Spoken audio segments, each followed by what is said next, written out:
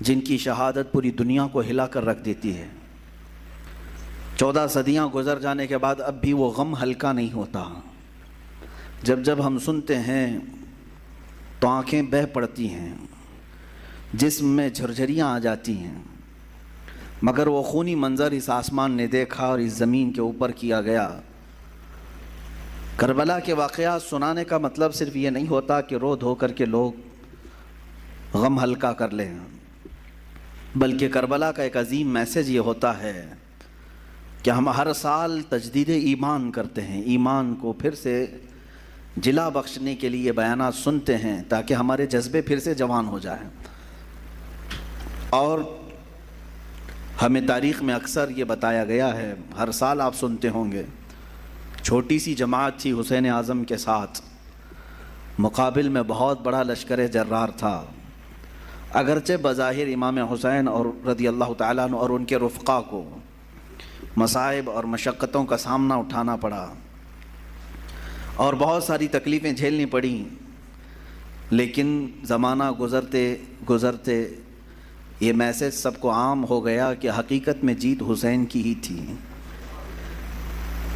کسی کا میدان میں قتل ہو جانا یہ ہار اور شکست کی علامت نہیں ہے۔ ایسا ضروری نہیں ہے کہ قتل ہو جانے والا، کٹ جانے والا ہار جاتا ہے، شکست کھا جاتا ہے، ایسا نہیں۔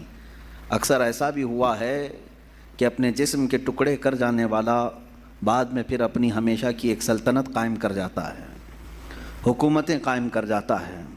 اکثر ہم نے دیکھا ہے کہ جنہوں نے قربانیاں دی ہیں، قربانیوں کے بعد پھر ایک نیا دور آیا ہے اور لوگوں کو آزادی کی سانس ملی ہے۔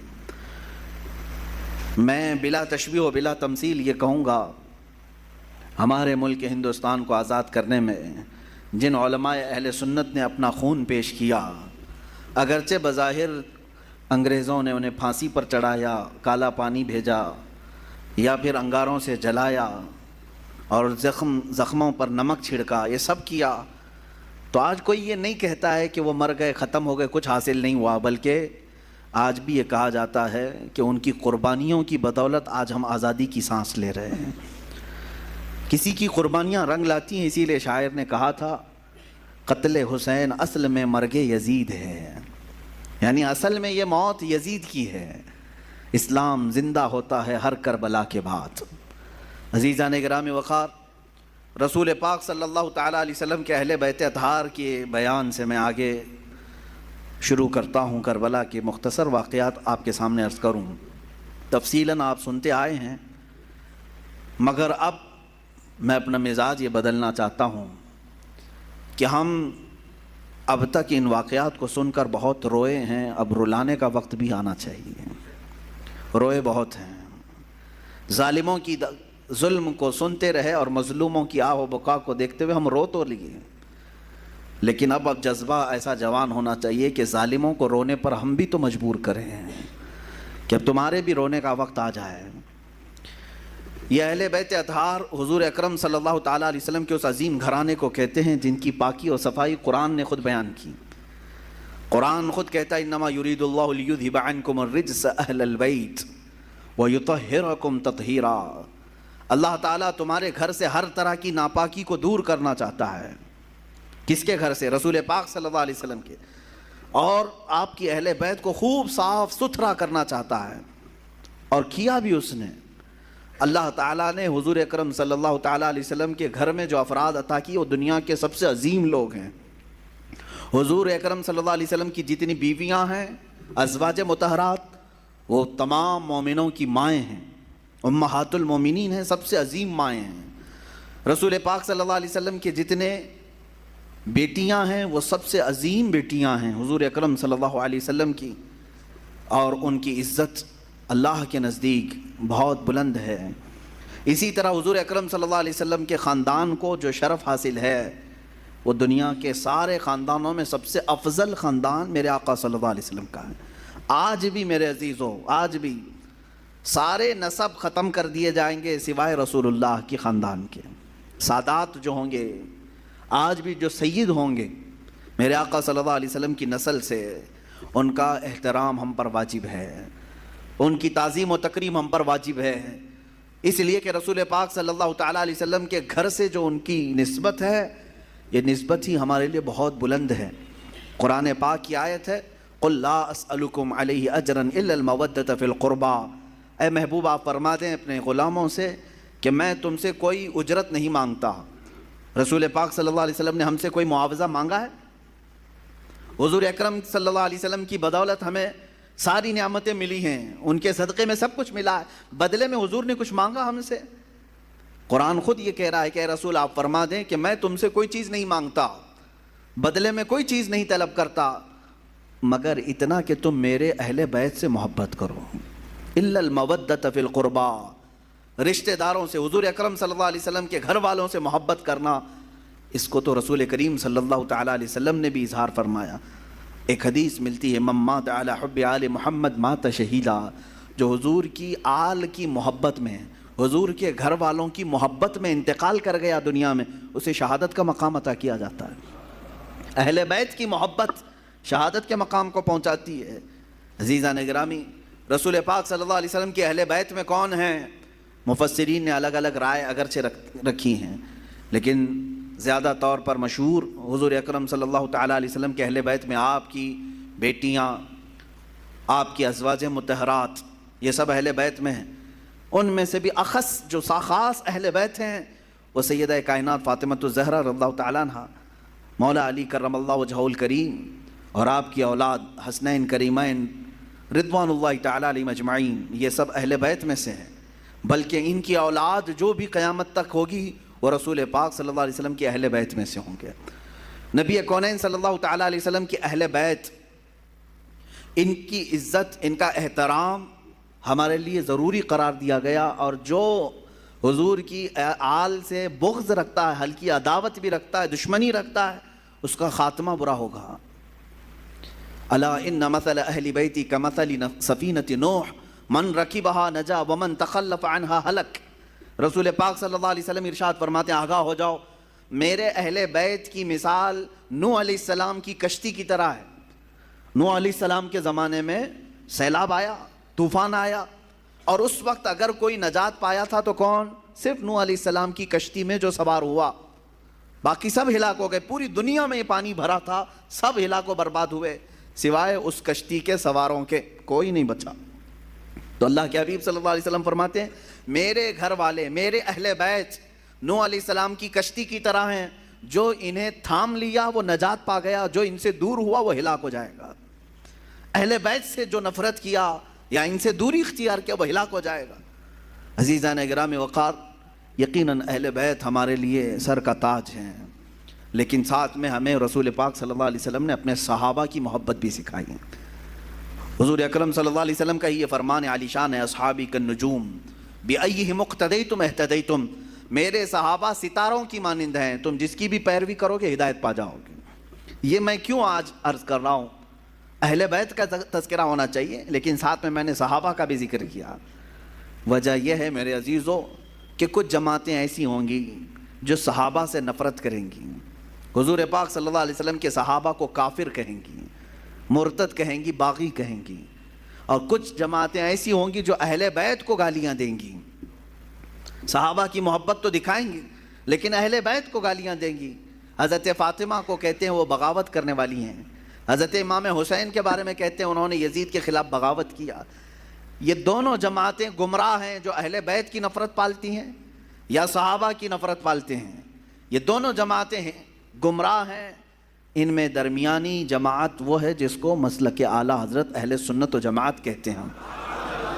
اہل سنت و جماعت یہ ہمارا درمیانی مسلک ہے، درمیانی، کہ ہم کیا کہتے ہیں، جس کو امام اہل سنت فاضل بریلوی نے یوں ارشاد فرمایا، اہل سنت کا ہے بیڑا پار اصحاب حضور، نجم ہے اور ناؤ ہے عطرت رسول اللہ کی۔ یہ اس شعر میں نجم کا نام آیا ہے، ناؤ کا نام آیا ہے۔ نجم کہتے ہیں تارے کو، نجم کس کو کہتے ہیں؟ ستارے کو، اور ناؤ کشتی کو کہتے ہیں۔ اعلیٰ حضرت فرماتے ہیں ہمارا بیڑا تو پار ہے الحمدللہ۔ صحابہ کو حضور نے کیا فرمایا؟ میرے صحابہ ستاروں کی طرح ہیں۔ اہل بیت کو کیا کہا حضور نے؟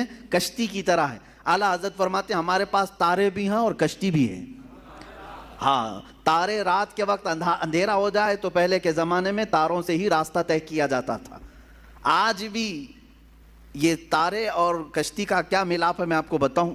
اتنی ٹیکنالوجی ترقی کر گئی، پھر بھی جانتے ہیں آپ جو شپ آج سمندروں میں چلتی ہیں، جو جہاز بڑی بڑی جہاز ہیں سمندروں میں چلتی ہیں، سمندر میں وہ راستہ کہاں سے؟ کوئی روڈ بنا ہوا ہے؟ کوئی ٹریک بنی ہوئی ہے؟ کیسے وہ چلتی ہیں؟ برابر رخ کیسے لیتی ہیں؟ پورے جہاز کو، پوری کشتی کو ستاروں پر چلایا جاتا ہے. آج بھی ستاروں پر راستے طے کیے جاتے ہیں. اب ٹیکنالوجی اتنی آ گئی اور روڈ اتنے بن گئے کہ کوئی اب راستہ تلاش کرنے کے لیے تارے دیکھتا ہی نہیں. پہلے کے لوگ سفر کرنے کے لیے بھی تارے دیکھتے تھے. ہر تارے کا ایک سمت ہوتا تھا، اس طرف یمن ہے، اس طرف شام ہے، اس طرف عراق ہے، وہ راستے اسی طرح سے طے کرتے تھے. اس لیے یہ دو چیزوں کا ملاپ بیان کیا گیا. سمندر میں اگر کشتی ہے تو تاروں سے اپنا راستہ طے کرتی ہے. میرے عزیزو، ہم یہ کہتے ہیں کہ صرف تارے دیکھ کر کے چلیں اور سمندر میں چلنا چاہے تو بھی ممکن نہیں ہے، اور صرف کشتی پر بیٹھ جائیں تارے نہ دیکھیں تو بھی ممکن نہیں ہے. اسی لیے اعلیٰ حضرت نے فرمایا اہل سنت کا ہے بیڑا پار، اصحاب حضور نجم ہے اور ناؤ ہے اطرت رسول اللہ کی. اللہ کے رسول کی عطا کردہ دونوں نعمتیں ہمارے پاس ہیں. ہم صحابہ کی بھی عزت کرتے ہیں اور اہل بیت اطہار کی بھی عزت کرتے ہیں. ان دونوں میں سے کسی ایک کو بھی ہم خطا کار، گنہگار، معاذ اللہ رب العالمین، باغی، اس طرح کے الفاظ ہم ہرگز نہیں استعمال کرتے. اہل سنت کا یہ موقف رہا ہے. اب میں اہل بیت اطہار کے متعلق عرض کروں، اس میں خاص طور پر رسول پاک صلی اللہ تعالیٰ علیہ وسلم کے گھر والوں میں حسنین کریمین رضی اللہ تعالیٰ عنہما، ان کی قدر کیا تھی، ان کی عزت کیا تھی. صحابہ بھی حضور پاک صلی اللہ علیہ وسلم کے زمانے میں، حالانکہ ان کی عمر بہت کم تھی. حضرت امام حسین حضور پاک صلی اللہ علیہ وسلم کے انتقال کے وقت صرف 6 سال کے تھے. 6 سال کے تھے. حضرت حسن مجتبیٰ رضی اللہ تعالیٰ عنہ 7 سال کے تھے. بس یہ 6 اور 7 سال کی عمر تھی جب حضور کی وفات ہوئی. لیکن اتنے بچپن میں بھی صحابہ کرام کا حال یہ تھا کہ یہ اتنا ادب کرتے تھے کہ نماز کے عالم میں کبھی کبھار حضور پاک صلی اللہ علیہ وسلم امامت فرما رہے ہوتے اور یہ دونوں شہزادے پہلی صف میں آ جاتے ہیں یا مصلی کے پاس آ جاتے ہیں، آگے پیچھے چلتے ہیں تو عام بچوں کی طرح انہیں ہٹایا نہیں جاتا تھا. ان کو نہ پہلی صف سے کوئی پیچھے کرنے والا ہوتا، نہ کوئی ادھر سے ادھر کرتا. میرے عزیز و دوسروں کے بچے آئیں تو ہم ادھر ادھر کر دیں، لیکن رسول اللہ کے شہزادوں کو صف کے آگے رکھ کر کے بھی صحابہ نماز پڑھتے تھے. اس لیے کہ ان صحابہ کو معلوم تھا کہ نماز ہماری اس وقت تک کمپلیٹ نہیں ہوگی جب تک نبی اور آل نبی پر درود نہ بھیجیں. ہاں، تحیات میں بیٹھنے کے بعد تو پڑھنا ہی پڑے گا نا، اللہم صلی علی محمد وعلی آل سیدنا محمد. ہم تو کہتے ہیں اے اللہ درود بھیج محمد صلی اللہ علیہ وسلم پر اور ان کی آل پر. تو صحابہ کی نمازیں کیسی ہوتی ہوں گی جب نماز میں تحیات پر بیٹھ کر کے یہ پڑھتے ہوں گے اللہ نبی پر تو درود بھیج، تو مصلی پر نبی کو دیکھ رہے ہوں گے، اور جب آل محمد پر درود بھیجتے ہوں ان شہزادوں کو پہلی صف میں دیکھ رہے ہوتے ہوں.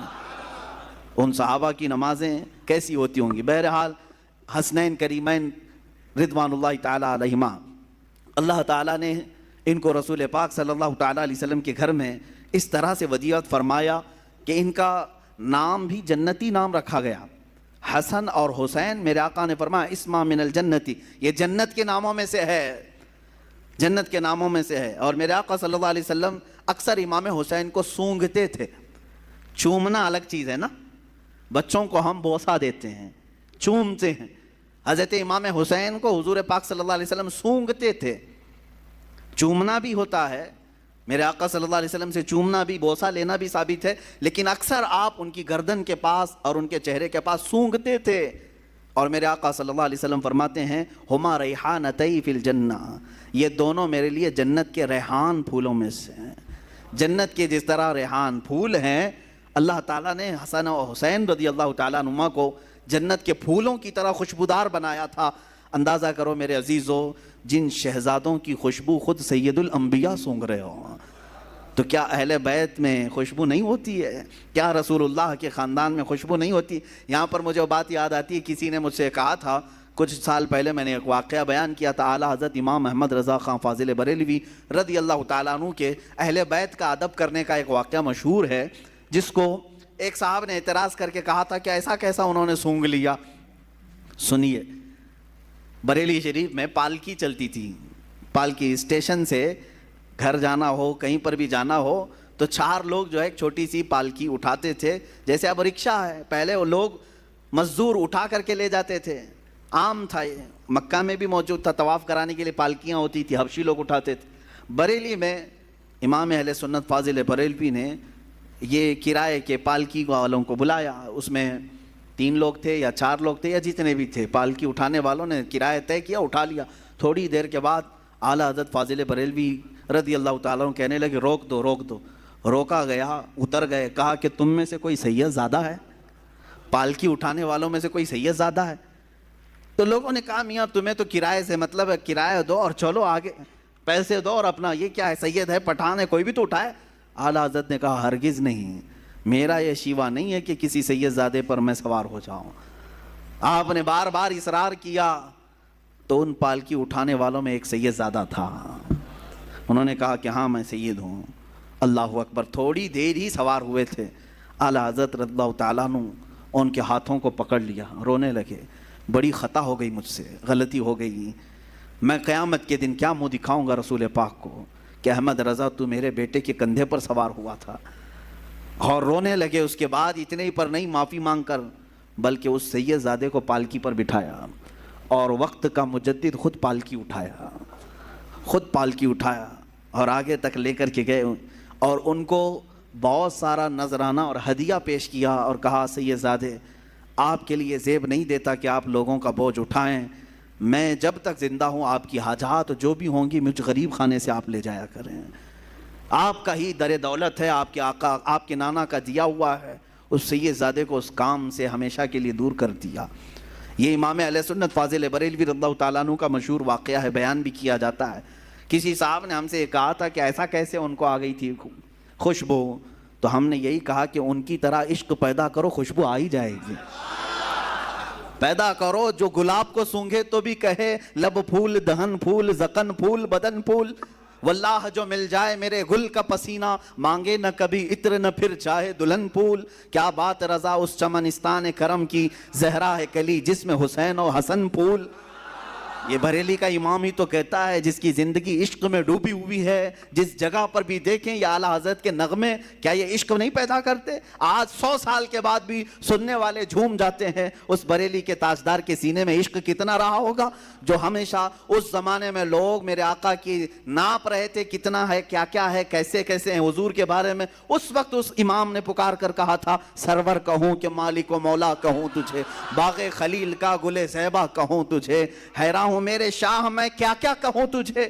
یہ کس نے کہا تھا؟ امام زمن، امام اعلیٰ، امام اہل سنت نے کہا تھا ان کی طرح محبت اور عشق پیدا کرو، اس نبی کی آل کی خوشبو بھی تمہیں خود آئے گی، آئے گی۔ ہاں بدبو رکھے ہو اور دل میں بغض اور کڑھن ہو تو پھر یہ تمام اعتراضات بھی تمہارے دل سے، سینے سے نکل کر کے زبان پر آتے رہیں گے۔ بہرحال عزیزان گرامی، رسول پاک صلی اللہ تعالیٰ علیہ وسلم حسنین کریمین کو سونگھا کرتے تھے اور کہا کرتے تھے، فرمایا کرتے کہ یہ جنت کے پھولوں میں سے کچھ پھول ہیں جو اللہ تعالیٰ نے مجھے عطا کیا، برا ہو ان ظالموں کا جنہوں نے جنت کے ان پھولوں کو بھی نوچ دیا اور انہیں بکھیر دیا۔ اسی کو اعلیٰ حضرت نے اپنے سلام میں کہا تھا کتنے بکھرے ہوئے ہیں مدینے کے پھول، یا کربلا تیری قسمت پہ لاکھوں سلام۔ کربلا کے میدان پر سلام بھیجتے ہوئے اعلیٰ حضرت نے یوں کہا تھا کہ یہاں بکھرے ہوئے ہیں، یہ مدینے کے پھول ہیں، جس جگہ دیکھو رسول اللہ کا کوئی نہ کوئی شہزادہ نظر آتا ہے۔ اس زمین کو بھی اعلیٰ حضرت نے سلام پیش کیا تھا۔ عزیزان گرامی وقار، رسول پاک صلی اللہ تعالیٰ علیہ وسلم کا گھرانہ یقین جانیں اللہ تعالیٰ کی بارگاہ میں معزز گھرانہ ہے۔ حضرت عمر ابن خطاب رضی اللہ تعالیٰ عنہ امیر المومنین ہیں، جن کی نیکیاں اللہ کی بارگاہ میں بہت زیادہ ہیں اور جن کے بارے میں خود میرے آقا نے فرمایا میرے بعد اگر کوئی نبی ہوتا تو وہ عمر ہوتے، اتنی ساری فضیلتیں ان کے پاس ہیں۔ لیکن مدینے میں ایک وقت ایسا آیا کہ قحط آ گیا، بارش نہیں آ رہی تھی، لوگ سوکھا پڑ گیا تو پریشان ہو گئے، سب امیر المومنین کے پاس آئے۔ جانتے ہو امیر المومنین عمر ابن خطاب رضی اللہ تعالیٰ عنہ، جن کو اللہ تعالیٰ نے بہت سارے انعامات سے نوازا، وہ زاہد بھی ہیں، متقی بھی ہیں، پرہیزگار بھی ہیں، رسول پاک صلی اللہ علیہ وسلم کے خلیفہ بھی ہیں، سب ہیں، دعا کے لیے خود ہاتھ اٹھا دیتے نہیں، بلکہ سارے لوگوں کو میدان میں جمع کیا، اور پھر اس کے بعد حضرت عباس رضی اللہ تعالیٰ عنہ کو گھر سے بلایا جو رسول پاک صلی اللہ علیہ وسلم کے چچا تھے، اور بیچ میدان میں آ کر کے حضرت عباس کا ہاتھ پکڑا اور عرض کیا، اے اللہ تیرے نبی کے رشتہ دار کا ہاتھ میرے ہاتھ میں ہے، میں بارش تجھ سے مانگتا ہوں، تو میری بات کو رد نہ فرما۔ مدینے والے روایت بیان کرتے ہیں حضرت عمر نے ابھی ہاتھ چھوڑا بھی نہیں تھا کہ مدینے میں بارش شروع ہو چکی تھی۔ اہل بیت کے وسیلے سے دعا کی جائے اللہ قبول فرماتا ہے۔ عزیزان گرامی وقار، رسول پاک صلی اللہ تعالیٰ علیہ وسلم کا گھرانہ آج بھی جو سادات ہیں ان کا احترام کیا جائے، ان کا ادب کیا جائے، عام لوگوں کی طرح ان کے ساتھ برتاؤ نہ کریں۔ رسول پاک صلی اللہ تعالیٰ علیہ وسلم کے گھر کے نسبتوں کا خیال ضرور رکھا جائے۔ جانتے ہیں کتنی بڑی وعید بھی آئی ہے جو ان کے ساتھ برا کرتا ہے۔ ایک خاتون، بڑی کتابوں میں لکھا ہوا، ایک خاتون جو رسول پاک صلی اللہ علیہ وسلم کے خاندان سے تھیں، وہ بڑی پریشان ہو گئیں، ان کے شوہر کا انتقال ہو گیا، بچوں کو لے کر کے، چھوٹی چھوٹی بچیاں تھیں، ایک شہر میں آئیں۔ شہر میں ایک بہت بڑے رئیس تھے، وہ مسلمان، اس کے گھر آئیں، اس سے کہا کہ میں نے اپنی بچیوں کو مسجد میں ٹھہرایا ہے اور میں رسول پاک صلی اللہ علیہ وسلم کے خاندان سے ہوں، میں حضور کی آل میں سے ہوں، میری کچھ مدد کر دو میری بچیوں کے لیے۔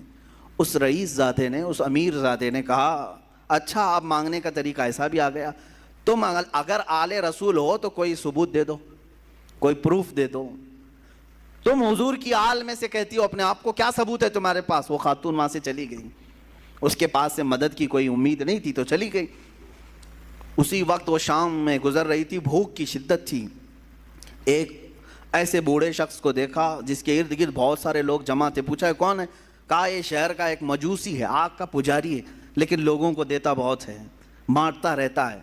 یہ خاتون وہاں گئی اور اس سے کہا، اپنا معاملہ بھی بتایا کہ میں حالات کی ماری ہوئی ہوں، پریشان ہوں، میری بچیاں مسجد میں ہیں اور میرا گھر سب ختم ہو چکا ہے۔ تو اس مجوسی شخص نے اتنا سنا تو فوراً اپنے گھر سے عورتوں کو بلوا کر کے کہا، جاؤ اس خاتون کی بچیاں جو مسجد میں ٹھہری ہیں عزت سے انہیں لے آؤ، اپنے گھر میں مہمان بناؤ، اور یہ خاتون کہتی ہے کہ یہ محمد صلی اللہ علیہ وسلم کی آل میں سے، ان کی عزت ہونی چاہیے۔ وہ تھا مسلمان نہیں تھا، عزت کیا، گھر میں ٹھہرایا اور خاتون کو اپنے گھر مہمان بنایا، ان کی خاطر تواضع کی۔ اب سنیں، رات ہو گئی، رات کے وقت یہ جو رئیس زادہ تھا، امیر زادہ تھا جو مسلمان تھا، اس نے خواب میں دیکھا قیامت کا منظر قائم ہے، حساب کتاب ہو رہا ہے، اور اسی وقت رسول پاک صلی اللہ علیہ وسلم تشریف لائے ہے۔ تو یہ رئیس زادہ فوراً حضور کی بارگاہ میں حاضر ہوا کہ آقا میری شفاعت فرمائیں۔ حضور پاک صلی اللہ علیہ وسلم نے فرمایا، کیوں شفاعت کی جائے؟ کہا کہ آقا میں آپ کا امتی ہوں، آپ کا چاہنے والا ہوں۔ میرے آقا نے فرمایا، کیا ثبوت ہے تمہارے پاس؟ میرے امتی ہونے کا کیا ثبوت ہے تمہارے پاس؟ وہاں کیا پیش کرتا؟ پروف پوچھنے والے، دلیلیں پوچھنے والے۔ حضور پاک صلی اللہ تعالیٰ علیہ وسلم نے جب یہ ارشاد فرمایا تو وہ لاجواب ہوا اور رونے لگا کہ آقا مجھ سے آپ اعراض نہ فرمائیں، مجھ سے آپ ناراض نہ ہوں۔ میرے آقا صلی اللہ علیہ وسلم نے فرمایا، آج میری ایک شہزادی تیرے گھر آئی تھی، تو نے اس سے اس کے نسب کا ثبوت پوچھا تھا، اس کی مدد نہیں کیا تھا۔ اتنا حضور پاک صلی اللہ علیہ وسلم جلال میں بیان کر رہے تھے کہ اس کی آنکھ کھل گئی، دھاڑے مار کر کے رونے لگا۔ اچھا ایک چیز یہ بھی اس نے دیکھا اسی خواب میں کہ میرے آقا صلی اللہ تعالیٰ علیہ وسلم اسے جنت کی طرف دکھا رہے ہیں، اس مجوسی آدمی کے نام پر جنت میں ایک محل تیار ہے جس کے گھر وہ عورت ٹھہری ہوئی ہے، مجوسی آگ کا پجاری ہے لیکن اس کے نام پر جنت میں ایک محل ہے۔ تو یہ بیدار ہوا، بہت پریشان ہوا، اپنے مصاحبین کو بلایا، اپنے چاہنے والوں کو، اور کہا کہ یہ خاتون آئی تھی فلاں فلاں، کہاں ٹھہری ہے؟ کیا یہ مجوسی اپنے گھر لے گیا ہے؟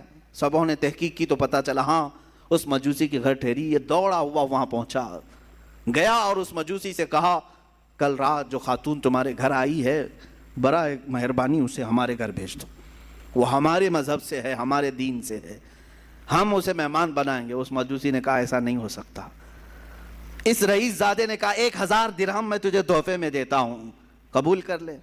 اس مجوسی نے کہا اس کا 10 گنا بھی دو تو میں اس مہمان کو تمہارے حوالے نہیں کروں گا۔ اس مجوسی نے اتنا اصرار کیا تو یہ پوچھنے لگا آخر اس عورت میں کیا ہے؟ کہا جو تو خواب دیکھ کر آیا ہے وہ سچ خواب دیکھ کے آیا ہے۔ کل جب وہ خاتون ہمارے گھر آئی، ہم رات کے وقت سوئے تھے، خواب میں رسول پاک صلی اللہ علیہ وسلم تشریف لائے، مجھے اور میرے پورے گھر والوں کو میرے آقا نے خود کلمہ پڑھایا۔ ہم اب مجوسی نہیں ہیں، ہم اہل ایمان میں سے ہیں۔ رسول پاک صلی اللہ علیہ وسلم نے ان کی آل میں سے ان کی ایک شہزادی کی عزت پر اتنا بڑا انعام دیا کہ ہمیں دائرہ ایمان میں لایا، اور پھر میرے آقا نے اشارہ کر کے بتایا کہ اے فلاں، کل تو اٹھے گا تو جنت میں مولا تیرے لیے فلاں محل تیار رکھے گا۔ میرے آقا کی یہ بشارت میں نے سنی، اور تجھے پھٹکارتے ہوئے بھی میں نے خواب میں سنا، تو نے جو دیکھا وہ سچ دیکھا ہے۔ عزیزان گرامی وقار، وہ روتے گڑ گڑاتے واپس چلا آیا۔ زندگی کی کوئی اگر کمائی تھی تو اس نے سوچا کہ سب لگا کر کے حاصل کر لوں، مگر اہل بیت کا احترام نہ کرنے کی وجہ سے ساری اس کی کمائی، ساری عبادتیں ایک طرف رہ گئی، اور آگ کا پجاری بازی لے گیا صرف اہل بیت کی عزت اور احترام کرنے کی وجہ سے۔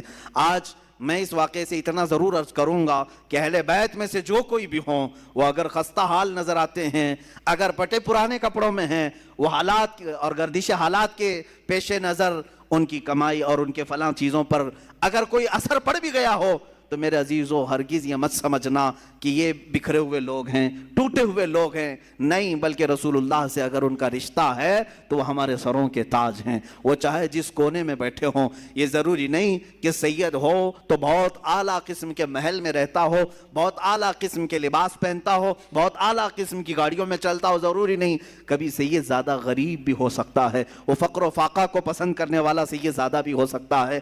لہٰذا اس بات کا ہمیشہ خیال رکھا جائے کہ سید زادوں کا احترام ملحوظ نظر رہے، ورنہ ہمارا یہ کمایا ہوا عبادتوں کا خزانہ بھی ضائع ہو سکتا ہے۔ اب آئیں، یہ تو بعد میں آنے والے اہل بیت کے احترام اور عزت کی باتیں ہیں، ان کے متعلق یہ واقعات ہیں، لیکن خود رسول پاک کے جو شہزادے ہیں، میرے آقا صلی اللہ علیہ وسلم نے جن کی پرورش خود کی ہے، جن کے بوسے خود میرے آقا نے لیے، وہ حسن مجتبیٰ اور حسین اعظم رضی اللہ تعالیٰ عنہما، ان کی کتنی عزت اور ان کا کتنا احترام ہونا چاہیے۔ میرے آقا صلی اللہ علیہ وسلم دونوں شہزادوں کو کندھوں پر سوار کر کے مدینے لے جایا کرتے تھے۔ اکثر باہر جاتے تو دونوں شہزادے کندھوں پر سوار ہوتے۔ ایک صحابی نے ایک مرتبہ یہ دیکھ کر مسکرائے اور کہا، اے شہزادوں، کیا تمہاری قسمت ہے کہ سواری پائی بھی تو کیسی سواری پائی، کیسی سواری پائی؟ کائنات کا آقا و مولا رسول پاک صلی اللہ علیہ وسلم کے کندھے تمہیں میسر ہیں۔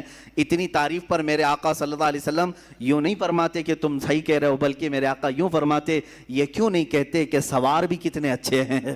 سواری کی تم نے تعریف کی تو سوار کی بھی تعریف کرو کہ وہ بھی جنتی جوانوں کے سردار ہیں۔ میرے عزیزو، میرے آقا صلی اللہ علیہ وسلم نے فرمایا، من احب حسینا، جس نے حسین سے محبت کیا اس نے مجھ سے محبت کیا۔ اور میرے آقا صلی اللہ علیہ وسلم کی ایک حدیث یہ بھی ہے کہ انا من الحسین حسین منی وانا من حسین، حسین مجھ سے ہے اور میں حسین سے ہوں۔ یہ کیسی بات ہے؟ حسین مجھ سے ہیں اور میں حسین سے ہوں۔ ایک جملہ تو اس میں سمجھ میں آتا ہے، حسین مجھ سے ہیں۔ حضور نے فرمایا یقیناً اولاد باپ سے ہی ہوتی ہے، اولاد اس کے دادا نانا سے ہی ہوتی ہے۔ میرے آقا صلی اللہ علیہ وسلم کا یہ فرمان سب کو معلوم ہوگا۔ حضور نے فرمایا حسین مجھ سے ہیں، یقیناً حضرت فاطمہ حضور کی بیٹی ہیں اور حضرت امام حسین حضرت فاطمہ کے لخت جگر ہیں، تو حسین حضور سے ہیں۔ لیکن جو دوسرا جملہ ہے، میرے آقا نے فرمایا میں حسین سے ہوں، یہ کیسے؟ میں حسین سے ہوں، بھلا کوئی نانا اپنے نواسے سے ہو سکتا ہے؟ لیکن میرے آقا نے فرمایا، ہم محدثین اس کی تشریح میں فرماتے ہیں حسین مجھ سے ہیں کا مطلب یہ ہے کہ اولاد کے اعتبار سے حسین رسول سے ہی ہیں، اور حضور نے جو فرمایا میں حسین سے ہوں، اس کا مطلب ہے کہ میرا پورا دین حسین سے چلنا ہے۔ اسی کی تشریح کرتے ہوئے امام الہند سلطان الاولیاء غریب نواز نے فرمایا تھا، شاہ است حسین بادشاہ است حسین، دین است حسین دین پناہ است حسین، سرداد نداد دست در دست یزید، حقا کے بنائے لا الہ است حسین۔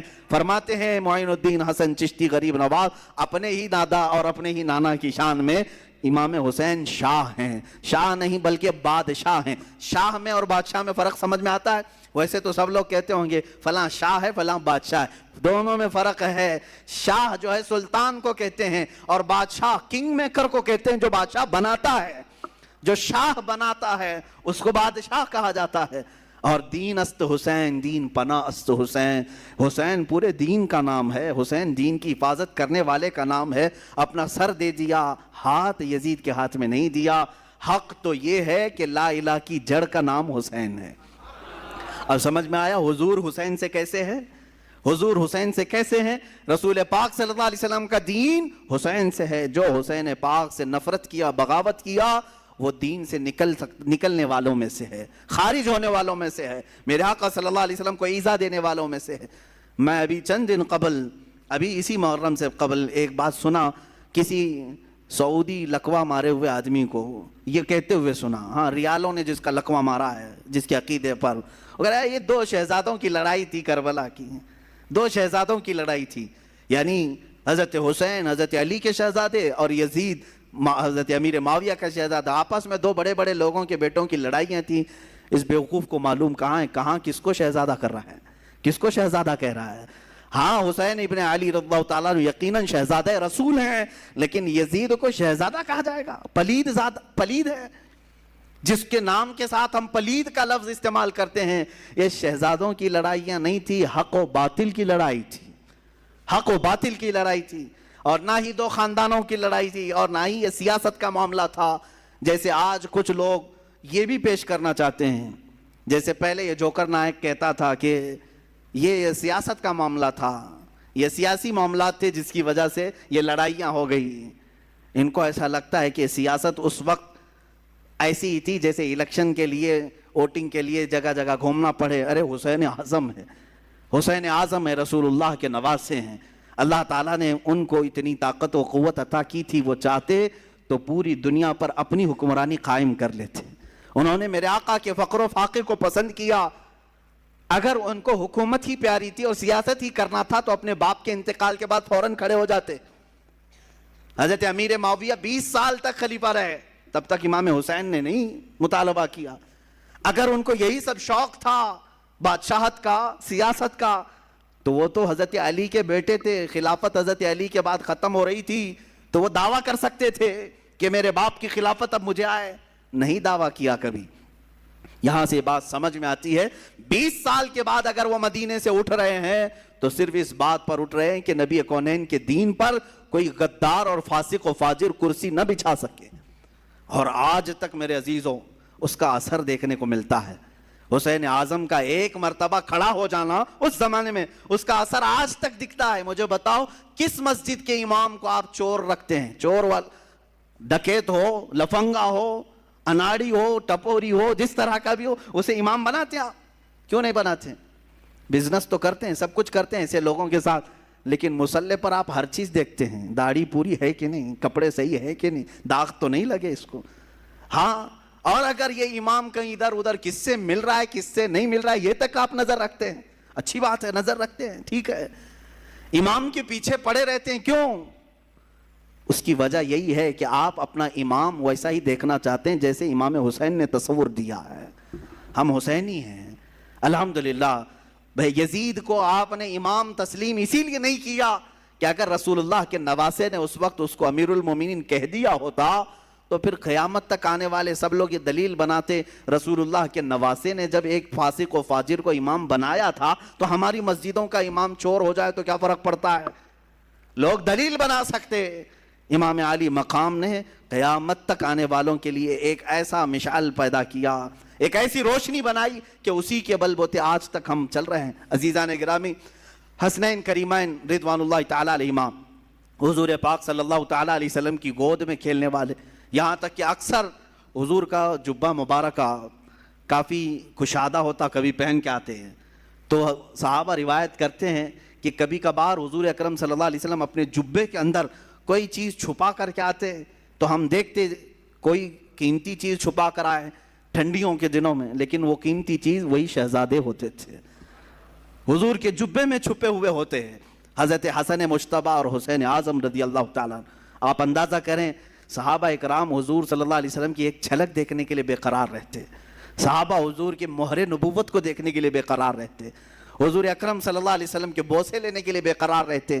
ان شہزادوں کی عظمت اور ان کی قسمت کو دیکھیں کہ ہمیشہ حضور کے جسم مبارکہ سے لگے ہوئے ہوتے تھے، یہاں تک کہ سجدے میں میرے آقا جائیں تو اس پر سوار بھی ہو جاتے تھے، میرے آقا ان کو ہٹاتے نہیں تھے، لمبا سجدہ کر لیتے لیکن ان شہزادوں کو گرنے نہیں دیتے تھے۔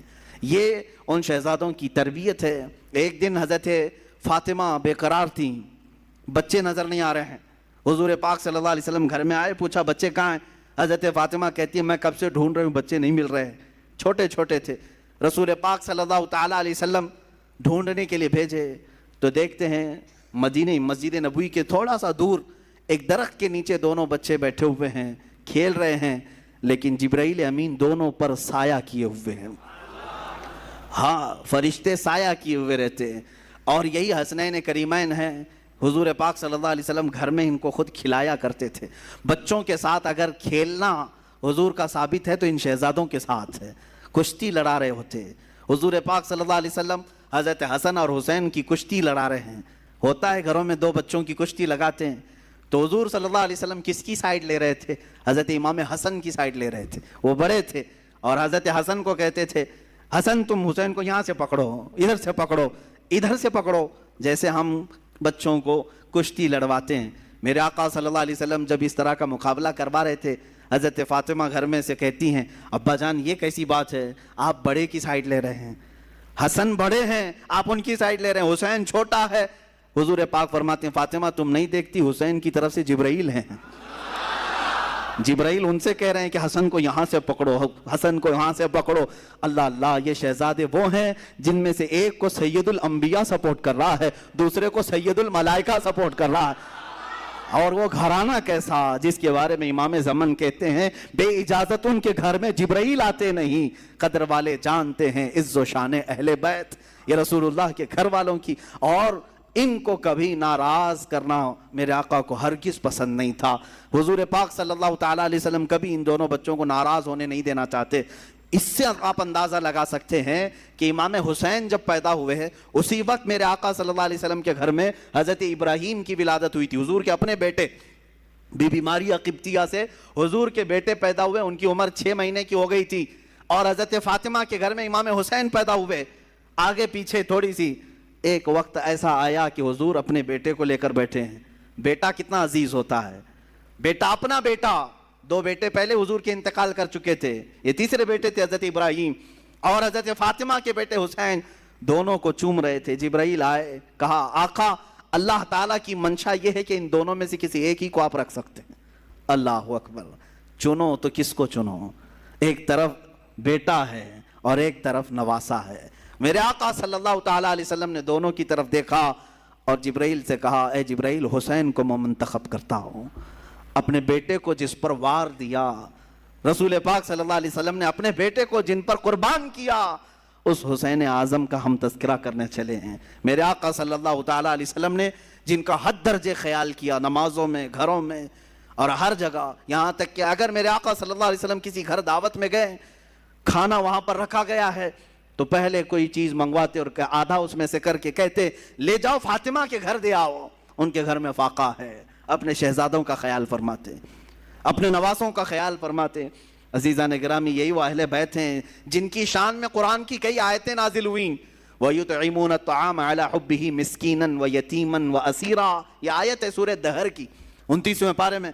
ہوا یہ تھا کہ حضرت فاطمہ کی کنیز فضہ، انہوں نے منت مانگی تھی، دونوں شہزادے بہت بیمار تھے کہ اگر یہ صحیح ہو جائیں تو ہم 3 روزے رکھیں گے، اگر یہ صحیح ہو گئے تو 3 روزے رکھیں گے۔ گھر والے بچے صحیح ہو گئے، روزہ رکھا سارے لوگوں نے مل کر، مولا علی کرم اللہ وجہہ الکریم، حضرت فاطمہ اور یہ کنیز فضہ اور 2 شہزادے ہیں۔ حضرت علی کی کمائی 2 درہم کی تھی، باغیچے سے خدمت کے بعد 2 درہم لاتے جس سے اتنا آٹا آتا کہ 5 روٹیاں بن سکتی تھیں۔ یہ اہل بیت کا گھرانہ ہے۔ افطار میں روٹیاں بنی، شام کے وقت کسی فقیر نے آواز دی، ایک مسکین آیا، فقیر آیا، کہا میں نے سنا ہے کہ یہ رسول اللہ کے گھر والے ہیں، یہ اہل بیت ہیں، میں بہت بھوکا ہوں، مجھے کھلا دیا جائے۔ حضرت فاطمہ نے 5 روٹیاں اٹھا کر دی تھیں، پانی پی کر کے ان لوگوں نے افطار کیا، دوسرا بھی روزہ رکھا۔ دوسرے دن حضرت علی پھر آٹا لے آئے، 5 روٹیاں بنائیں۔ آج کے دن ایک یتیم بچہ آیا، افطاری کے وقت میں اس نے بھی وہی آواز اٹھائی، حضرت فاطمہ نے وہ 5 روٹیاں اٹھا کر اس یتیم کو کھلایا۔ آج پھر پانی سے افطار کیا، تیسرا روزہ تھا۔ تیسرے روزے کے دن حضرت علی خود محنت کر کے اتنے پیسے لے آئے کہ پھر 5 روٹیاں بنی۔ اس دن افطار کے لیے بیٹھے تو جیل سے چھوٹا ہوا ایک قیدی آیا، کہا میں ہر گھر کو کھٹکھٹا لیا، مجھے کوئی نہیں کھلایا۔ میں نے سنا ہے کہ یہ اہل بیت ہیں، رسول اللہ کے گھر والے، یہاں سے واپس نہیں بھیجتے کسی کو۔ حضرت فاطمہ نے اس قیدی کو بھی 5 روٹیاں دی تھیں۔ تیسرا دن گزر گیا، پیٹ پیٹ سے لگ گیا، بھوک کی شدت ہے، بچے طاق میں بیٹھ گئے اور حضرت علی جھک گئے تھے۔ یہ شام کا وقت تھا، میرے آقا صلی اللہ تعالیٰ علیہ وسلم تشریف لائے، گھر میں آئے، پکارا کہاں ہیں؟ آواز کسی کی نہیں آ رہی تھی، سب ایک ایک کونوں میں بیٹھے ہوئے تھے۔ اللہ کے نبی صلی اللہ علیہ وسلم نے پکارا فاطمہ، وہ آئیں، پوچھا کیا ماجرا ہے؟ سنایا ایسے ایسے ہم نے منت مانگی تھی۔ منت مانگو تو روزے کی مانگو اے غلاموں، اہل بیت کے غلام، خالی دھاگا باندھنے اور تالا باندھنے کی نیت منتیں نہیں ہوتی۔ منت قرآن ختم کرنے کی بھی کرو، روزہ رکھنے کی بھی کرو، یہ اللہ کو راضی کرنے والی منتیں ہیں۔ بہرحال حضرت فاطمہ نے عرض کیا کہ ایسا ایسا حال ہوا ہے۔ اللہ کے نبی صلی اللہ تعالیٰ علیہ وسلم نے فرمایا ابھی ابھی مجھ پر آیت کریمہ نازل ہوئی۔ اللہ نے فرمایا وَيُطْعِمُونَ الطَّعَامَ عَلَى حُبِّهِ مِسْكِينًا وَيَتِيمًا وَأَسِيرًا، یہ وہ لوگ ہیں جو اللہ کی محبت میں کبھی مسکین کو کھلاتے ہیں، کبھی یتیم کو کھلاتے ہیں اور کبھی قیدی کو کھلاتے ہیں۔ آقا کونین صلی اللہ علیہ وسلم نے فرمایا بشارت ہو فاطمہ، تم امتحان میں کامیاب ہو گئی۔ نہ وہ مسکین تھا، نہ وہ یتیم تھا، نہ وہ قیدی تھا، ہر دن اللہ کا ایک فرشتہ آتا تھا جو اہل بیت کا امتحان لے رہا تھا کہ یہ کتنا عطا کر سکتے ہیں۔ تم امتحان میں کامیاب ہو گئے اور اس دن ان کے گھر میں جنت سے اللہ نے خانے نعمت اتارا۔ عزیزان گرامی، یہ اہل بیت کا گھرانہ ہے، ان کے پاس امتحان لیا بھی گیا تو سب عطا کرتے رہے، ان کی شان ہی یہی ہے۔ الحمدللہ ہم نے بھی بہت سارے سادات اور مشائخ کو دیکھا ہے، وہ نوازنے والوں میں سے ہیں، عطا کرنے والوں میں سے ہیں۔ رسول پاک صلی اللہ تعالیٰ علیہ وسلم کی یہ صفات ان کے گھروں میں آج بھی پائی جاتی ہیں۔ اللہ ان کا سایہ ہمارے سروں پر دراز فرمائے۔ اب حالات کربلا کی طرف ہم چلتے ہیں میرے عزیزو۔ حالات ایسے کیا پیش آئے کہ یہ کربلا کا واقعہ رونما ہو گیا؟ حالات ایسے کیسے آ گئے کہ اتنا بڑا سانحہ ہو گیا؟ میں آپ کو بتاؤں کہ حالات حضرت امیر معاویہ کے انتقال کے بعد سے خراب ہو گئے، بہت خراب، حالانکہ اس سے پہلے ہی خراب ہو گئے تھے۔ آپس میں جنگیں ہوئی، خانہ جنگیاں ہوئی، ایک دوسروں کی لڑائیاں ہوئی، میں ان سب کی طرف نہیں جاتا۔ مولا علی کرم اللہ وجہہ الکریم کی وفات کے بعد حضرت امیر معاویہ نے خلافت کا اعلان کیا اور ان کی خلافت سن 40 ہجری سے لے کر 60 ہجری تک 20 سال تک چلی، اور 20 سال تک دمشق سے حضرت امیر معاویہ رضی اللہ تعالیٰ عنہ نے خلافت قائم کی اور یہ چلتی رہی۔ اس دوران بہت سارے فتوحات بھی ہوئے، اسلامی سلطنتیں بڑھتی بھی رہیں، ان کا انتقال ہوا۔ اب جو معاملہ خراب ہوا وہ یہاں سے ہوا کہ حضرت امیر معاویہ کا بیٹا یزید تھا، وہ تھے صحابی رسول، حضور صلی اللہ علیہ وسلم کے سالے بھی لگتے ہیں رشتے میں، حضور کی زوجہ ہیں حضرت ام حبیبہ رضی اللہ تعالیٰ عنہ جو حضرت امیر معاویہ کی سگی بہن ہے، اسی لیے حضرت امیر معاویہ کو امت کا ماموں بھی کہا جاتا ہے۔ وہ ام المومنین حضرت ام حبیبہ کے سگے بھائی ہیں۔ امیر معاویہ کا جو بیٹا تھا وہ ناہنجار تھا، وہ صحیح آدمی نہیں تھا، فاسق و فاجر تھا۔ ہاں یہ اور بات ہے کہ روایات یہ بتاتی ہیں کہ ان کی زندگی میں اس کا فسق و فجور ظاہر نہیں تھا، ان کی زندگی میں باپ جب تک تھے اس کی برائیاں، اس کی عیاشیاں ظاہر نہیں تھیں۔ جیسے ہی ان کا انتقال ہوا تخت پر یزید بیٹھا، یزید جیسے ہی خلافت قائم کر لیا دمشق میں، اور ملک شام والوں نے سب بیعت کر لیا، یزید کو حاکم مان لیا، اس کو خلیفہ امیر المومنین تسلیم کر لیا۔ لیکن جو صحابہ تھے، بڑے صحابہ، انہیں معلوم تھا اس کے حالات خراب ہیں، یہ اچھا آدمی نہیں ہے۔ اس کا شراب پینا بھی ثابت تھا، اس کا نماز ترک کرنا بھی ثابت تھا، دن بھر اس کا بندروں سے اور جانوروں سے کھیلنا بھی ثابت تھا۔ یہ سب چیزیں جنہوں نے دیکھا ہے، کیا اسے اپنا حاکم تسلیم کر لیں گے؟ یہ ہمارا زمانہ نہیں ہے جو ہم کسی پاگل کو بھی حاکم تسلیم کر لیتے ہیں۔ ہاں، یا کسی ڈمرو بجانے والے کو بھی ہم بٹھا لیتے ہیں، گدھے کو بھی سر پہ بٹھا لیتے ہیں۔ یہ زمانہ نہیں تھا، وہ صحابہ کا زمانہ تھا، وہ تابعین کا زمانہ تھا۔ وہاں نماز ترک کرنے والے کو بھی حاکم نہیں بنایا جاتا۔ تو یہی معاملہ ہو گیا۔ یزید کی خلافت کا اعلان ہونے کے بعد صحابہ میں آپس میں یہ باتیں گردش کرنے لگ گئی کہ آخر اس کو کیسے تسلیم کیا جائے۔ اس وقت جو خلافت کے امیدوار تھے، جو اہل تھے، وہ اور بھی صحابہ تھے، جیسے مکہ مکرمہ میں حضرت عبداللہ بن زبیر رضی اللہ تعالیٰ، یہ حضرت زبیر کے بیٹے، حضرت ابوبکر صدیق کے نواسے، حضرت اسماء کے بیٹے حضرت عبداللہ، یہ مکہ میں تھے، وہ بھی خلافت کے اہل تھے۔ مدینہ طیبہ میں حضرت امام حسین رضی اللہ تعالیٰ عنہ تھے، اور حضرت عبداللہ ابن عمر بھی تھے، حضرت عبداللہ ابن عباس بھی تھے، حضرت عباس حضور کے چچا کے بیٹے، یہ بڑے صحابہ موجود تھے اس وقت۔ لیکن یزید نہ صحابی ہے، نہ حضور کی زندگی میں کبھی رہا ہے۔ حضور کی وفات کے 15 سال بعد تقریباً وہ پیدا ہوا ہے، 25 ہجری میں۔ اس کو جب خلیفہ بنایا گیا تو ظاہر سی بات ہے معاملات خراب ہو گئے۔ اب یزید نے طاقت کے بل بوتے، اپنے سورس کے بل بوتے اپنی خلافت کو قائم کرنا شروع کیا۔ اب اسے خطرہ جو تھا وہی مکہ سے تھا، مدینے سے تھا اور کوفہ سے تھا۔ کوفہ میں حضرت علی کے چاہنے والے بہت لوگ تھے۔ کوفہ حضرت علی کے محبین کا ایک مرکز تھا پہلے سے، اگرچہ ان لوگوں نے پہلے بھی دھوکہ دیا ہے۔ حضرت علی کا انتقال بھی کوفہ میں ہوا، حضرت امام حسن کا بھی زہر دیا گیا کوفہ میں، یہ سب حالات ہوئے، لیکن وہاں چاہنے والوں کی کثرت بھی بہت تھی۔ اور اکثر ایسا ہوتا ہے کہ آج بھی چاہنے والے بہت ہوتے ہیں لیکن کچھ غداری کرنے والے ہوتے ہیں، تو ان کو آج بھی کوفہ سے جوڑا جاتا ہے کہ کوفی تو نہیں ہے، یہ مسل مشہور ہو گئی۔ تو امام حسین مدینہ میں تھے، عبداللہ بن زبیر مکہ میں تھے۔ یہ ان جگہوں پر سے خطرہ لاحق تھا، کس کو؟ یزید کو، کہ اگر یہ لوگ بغاوت کر گئے، یہ لوگ اگر میری خلافت کو تسلیم نہیں کیے تو ایک بہت بڑا طبقہ مسلمانوں کا ان کی طرف چلا جائے گا، اور پھر میری خلافت کو قائم کرنا بہت مشکل ہو جائے گا۔ اور اس کے جتنے مشیر تھے وہ سب کے سب عیاش قسم کے تھے۔ ایک بات یاد رکھیں، کبھی حاکم ڈینجر بنتا ہے تو اس کے مشیروں کی وجہ سے۔ مشورے دینے والے اگر بہت خطرناک ہوں تو حاکم بھی بہت خطرناک بن جاتا ہے، ایسے اکثر ہوا ہے۔ تو یزید کے جو مشیر تھے وہ سب ظالم تھے، مشورے بہت بھیانک قسم کے دیتے تھے۔ ان کے مشوروں کی وجہ سے ہی تو کربلا ہو گیا۔ یزید فوج کی فوج بھیجتا رہا۔ حسین اعظم اس وقت تک مدینہ طیبہ میں تھے، سیدنا امام علی مقام مدینہ طیبہ میں تھے، ان کا گھر مدینہ میں تھا، اہل بیت خاندان سب مدینہ میں رہ رہے تھے۔ اب یزید نے اپنا گورنر وہاں پر مدینہ طیبہ میں مقرر کیا، اور سب سے پہلے بیعت لینے کے لیے مدینہ بھیجا، اور وہاں کے گورنر سے کہا حسین کو بلاؤ، عبداللہ بن عمر کو بلاؤ، اور جو مدینہ میں بڑے صحابہ ہیں ان کو بلاؤ، اور ان سے میری بیعت لے لو، اور کہو کہ یزید امیر المومنین ہے، خلیفۃ المسلمین ہے۔ گورنر کو جیسے آرڈر آیا ان تینوں کو بلایا اس میں امام حسین بھی تھے۔ گورنر نے کہا خلافت قائم ہو چکی ہے دمشق میں، آپ حضرات تسلیم کر لیں، آپ یزید کو خلیفہ مان لیں۔ حضرت امام حسین فوراً کھڑے ہو گئے، کیا تم مجھ سے ایسے کو خلیفہ ماننے کو کہتے ہو جس کی نمازوں کا کوئی ٹھکانہ نہیں، جو عیاش ہے، فسق و فجور میں مبتلا ہے، جو عورتوں کا دل دادا ہے؟ میں ہرگز تسلیم نہیں کرتا۔ آپ اٹھ کر کے چلے گئے۔ اس کے بعد جب یہ بات یزید کو پتہ چلی تو گورنر کو سخت آرڈر آیا کہ یا تو ان کی بیعت لے لو یا تو پھر ان کو قتل کر ڈالو۔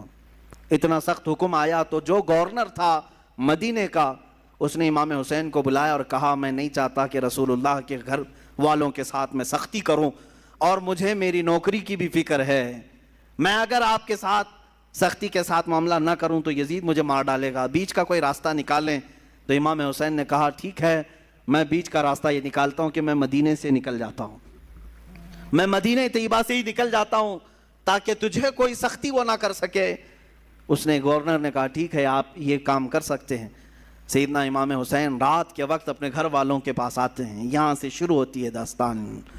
اپنے گھر والوں سے کہتے ہیں آؤ اب ہمارے لیے مدینہ تنگ ہو گیا ہے، یزید کی سختیاں بڑھتی چلی جائیں گی، اس کے ظلم کی داستانیں اب رقم ہونا شروع ہو چکی ہیں۔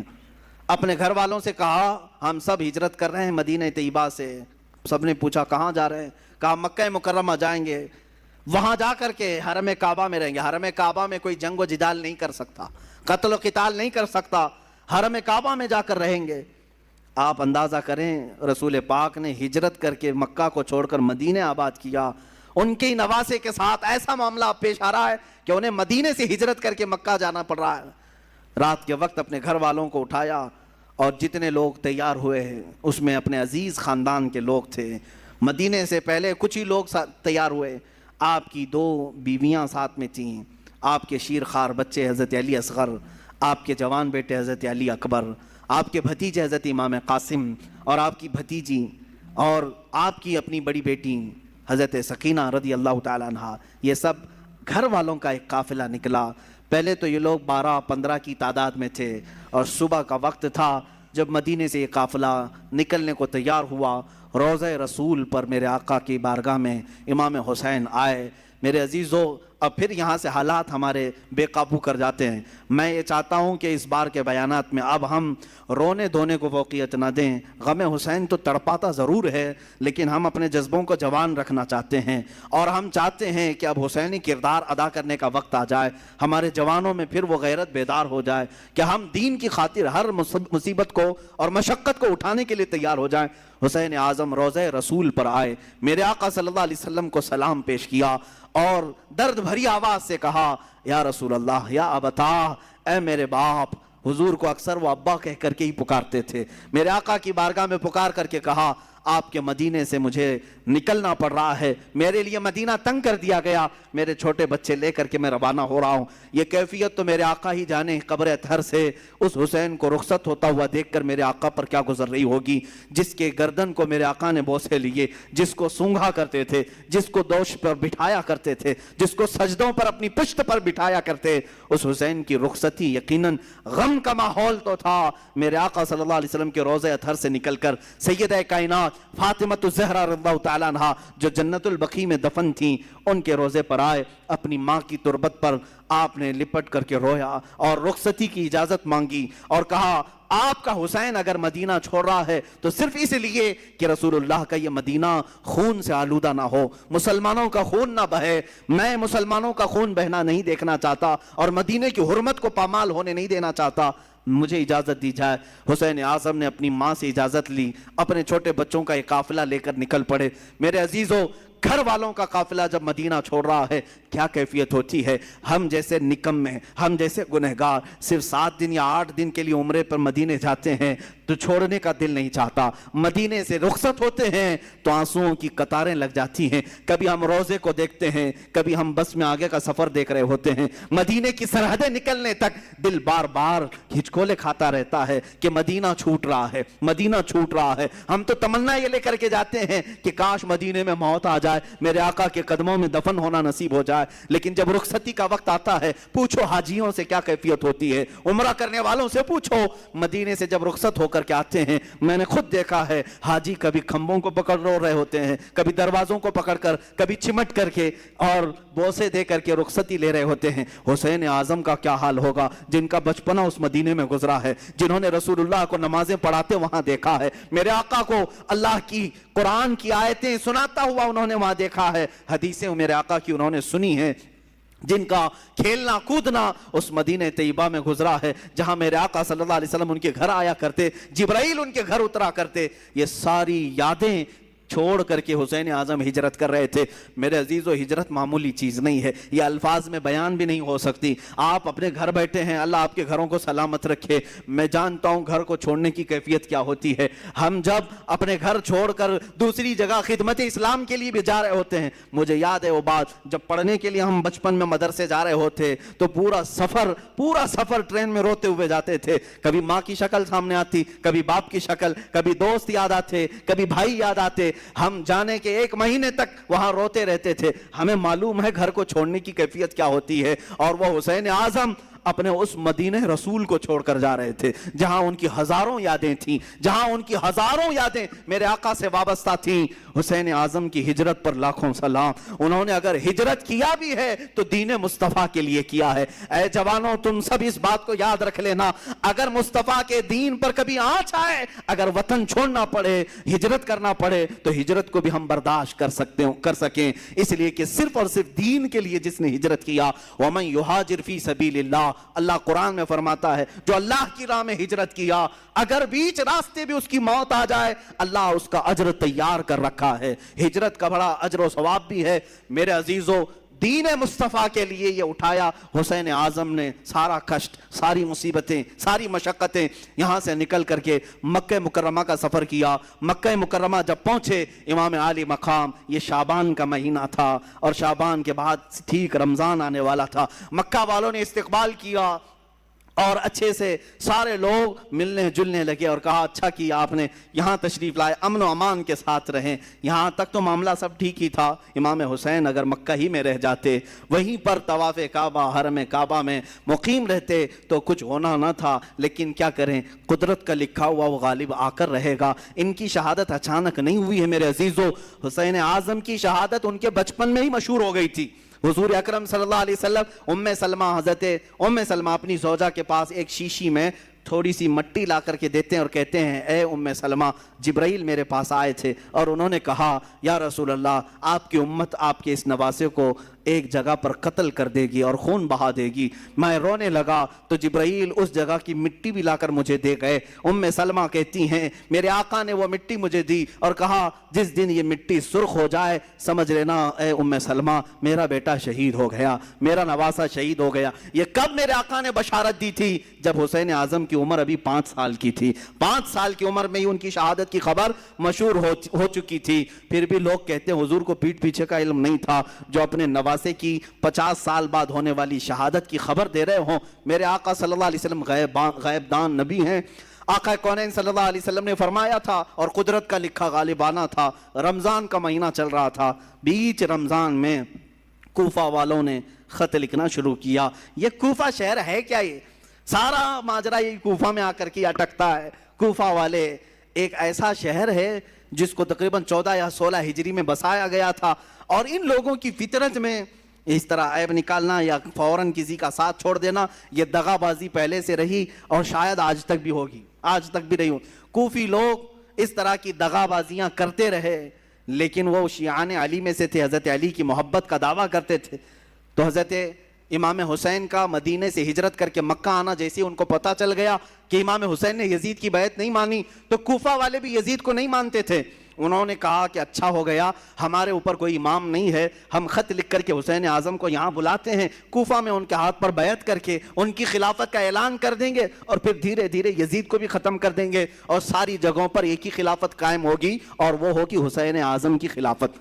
کوفہ والوں نے یہ سوچ کر کے خط لکھنا شروع کیا اور حضرت امام حسین کو کہا ہم آپ کے باپ کے وفادار ہیں، آپ کے بڑے بھائی کے وفادار ہیں، آپ تشریف لے آئیں۔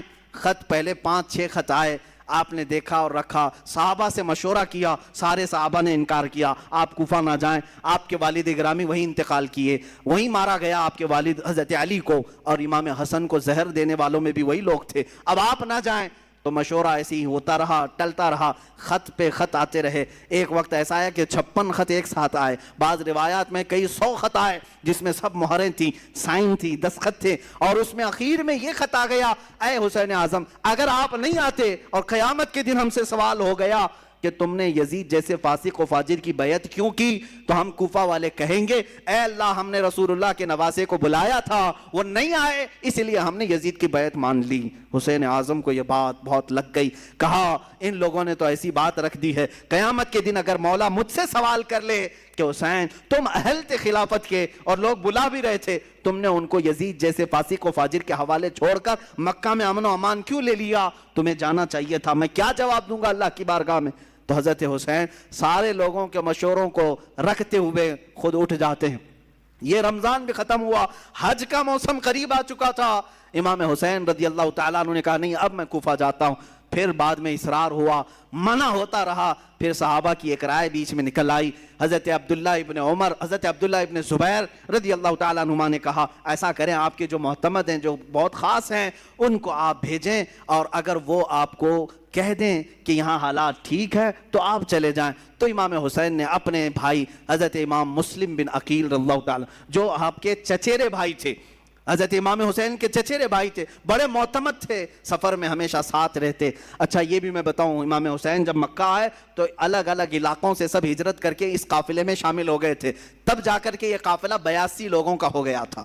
جو 82 کی تعداد آپ سنتے ہیں یہ دھیرے دھیرے بیچ بیچ میں ملتے آئے، تو امام حسین نے حضرت امام مسلم کو بھیجا کہ آپ جائیں کوفہ اور وہاں جا کر کے آپ خط لکھیں، اگر حالات صحیح ہوں گے تو میں اپنے قافلے کو لے کر کوفہ آ جاؤں گا۔ امام مسلم نکلے اور جب وہ راستے میں گئے تو کچھ لوگوں سے راستہ پوچھتے ہوئے کوفہ تک پہنچے۔ میں بہت مختصر سے حالات بیان کر رہا ہوں میرے عزیزو۔ امام مسلم جب کوفہ آئے تو کوفہ والوں نے بہت شاندار استقبال کیا، بڑا شاندار استقبال کیا، اور اس کے بعد آپ کو گورنر ہاؤس میں لے گئے۔ وہاں جانے کے بعد نعمان بن بشیر نام سے جو وہاں گورنر تھے ان کو ہٹایا گیا۔ امام مسلم بن عقیل کے ہاتھ میں 12,000 کوفیوں نے بیعت کیا۔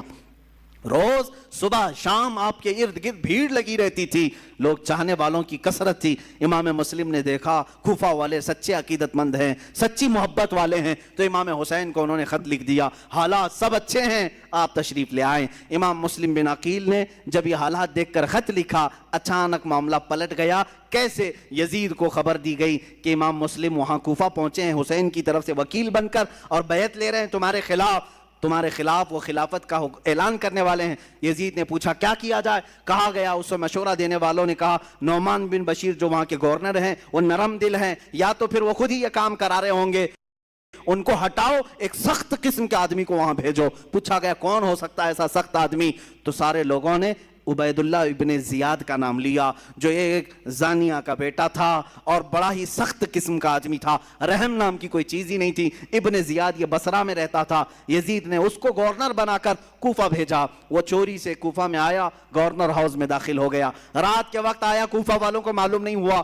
اچانک آتے ہی اس نے گورنر ہاؤس پر کھڑے ہو کر اعلان کیا، میں خلیفۃ المسلمین یزید کی طرف سے گورنر بن کر کے آیا ہوں، نعمان بن بشیر بھی نہیں، مسلم بن عقیل بھی نہیں، اب تم سب کے سب یزید کی بیعت کرو۔ سب لوگ بھڑک گئے، بپھر گئے، سب گورنر ہاؤس کا احاطہ کیے، لیکن یہ چالاک عیار آدمی نے کوفہ کے معزز خاندانوں میں سے کچھ لوگوں کو گرفتار کر کے اپنے گورنر ہاؤس میں بند کیا تھا، اور 10-12 لوگ ایسے تھے جن کو قید کر کے رکھا تھا۔ امام مسلم کے ساتھ 10,000 لوگ آئے، گورنر ہاؤس کے اطراف گھیرا کیا۔ تو مسلم بن عقیل کی اس کیفیت کو دیکھ کر اس ابن زیاد نے یہاں پر جو موجود جو 12 لوگ تھے ان کو چھتوں پر کھڑا کیا اور کہا تمہارے خاندانوں کو ہٹنے کا حکم دے دو، جو بھی مسلم بن عقیل کے ساتھ ہیں ان سے کہہ دو کہ وہ سب گھر چلے جائیں، ورنہ میں تم سب کا قتل کر دوں گا۔ وہ ڈر گئے، چھت پر کھڑے ہو کر اپنے اپنے خاندانوں سے کہنے لگے تم سب کے سب چھوڑ دو، چلے جاؤ، ابن زیاد سخت آدمی ہے، یزید کی فوج آ سکتی ہے، فلاں فلاں۔ ان کی باتوں میں آ کر کے خاندان بکھرتے چلے گئے، امام مسلم بن عقیل کا ساتھ چھوڑنے لگے۔ اتنا ہونے کے بعد کل کی صبح جو آتی ہے، امام مسلم بن عقیل فجر کی نماز میں حاضر ہوتے ہیں تو دیکھا آپ کے پیچھے آپ کے بچوں کے سوا کوئی نہیں ہے، کوفہ والے کوئی نہیں ہے۔ یہ وقت کا بڑا المیہ ہے جب کسی امام وقت کو چھوڑ دیا جاتا ہے۔ عزیزان گرامی، یہ وقت ہمیشہ آتا رہتا ہے اور ہمیں بتاتا رہتا ہے لوگوں کے چھوڑ دینے سے دین رکتا کبھی نہیں ہے۔ اگر کوفہ والے دھوکہ کیے تھے امام مسلم کے ساتھ تو دین ختم کبھی نہیں ہوا، دھوکہ کیا اور لعنت قیامت تک اپنے سروں پر لے لیا، لیکن دین تو پھلتا پھولتا ہی رہا۔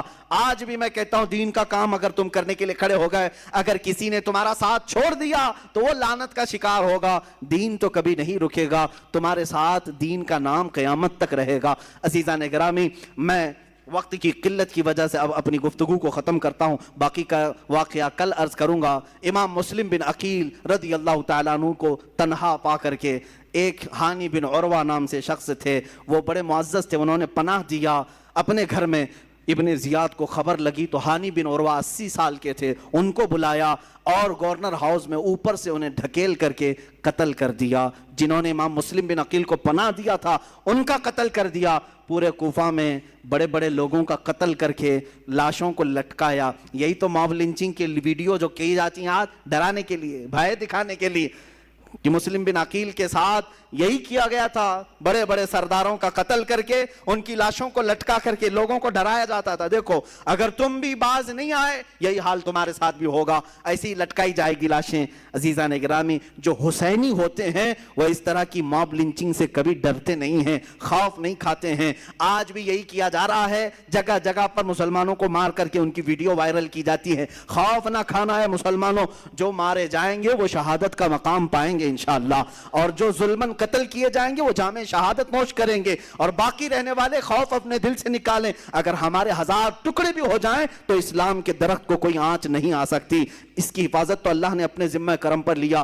وہ وقت بھی آیا جب امام مسلم بن عقیل کو گرفتار کر کے ابن زیاد نے گورنر ہاؤس میں قتل کر دیا۔ انا للہ و انا الیہ راجعون۔ میں واقعے کو بہت مختصر سے عرض کر رہا ہوں۔ دوسرے دن آپ کی شہادت کے بعد جو کوفہ کے حالات ہوئے وہ بہت خطرناک حالات، سب ابن زیاد کے ہو گئے، سب یزید کے ہو گئے۔ پھر امام حسین کو خبر دینے والا کوئی نہیں تھا۔ وہ مظلوم امام، وہ میرے آقا کا سبط، وہ رسول اللہ کے نواسے، ان کو پتہ نہیں چلا، لیکن آپ سفر کے لیے نکل پڑے۔ پہلا خط پا کر کے ہی وہ کوفہ کے لیے نکل پڑے تھے، اور بیچ راستے میں ہی وہ کربلا کا میدان آتا ہے۔ انشاءاللہ العزیز کربلا کے جو خونی مناظر ہیں وہ کل عرض کیے جائیں گے۔ اللہ اہل بیت کی ان قربانیوں کو قبول فرمائے، ان کی قربانیوں کے صدقے مولا ہم سب کے جذبوں کو جوان فرمائے۔ مولا ہمارے اندر سے بزدلیوں کو دور کرے۔ اللہ تعالی ہمارے بازوؤں میں قوت حیدری عطا فرمائے، حسین اعظم کی شجاعت عطا فرمائے، حسن مجتبیٰ کی اللہ تعالی ہمیں سیادت عطا فرمائے۔ اے رب ذوالجلال، کربلا سننے والے جتنے ہیں ان سب کو مولا کربلا کے صدقے تمام آفات و بلیات سے محفوظ فرما دے، ہمارے گھروں کو ہر طرح کی آفات و بلیات سے محفوظ فرما۔ وصلی اللہ تعالی علی خیر خلقہ محمد وآلہ واصحابہ اجمعین، وآخر دعوانا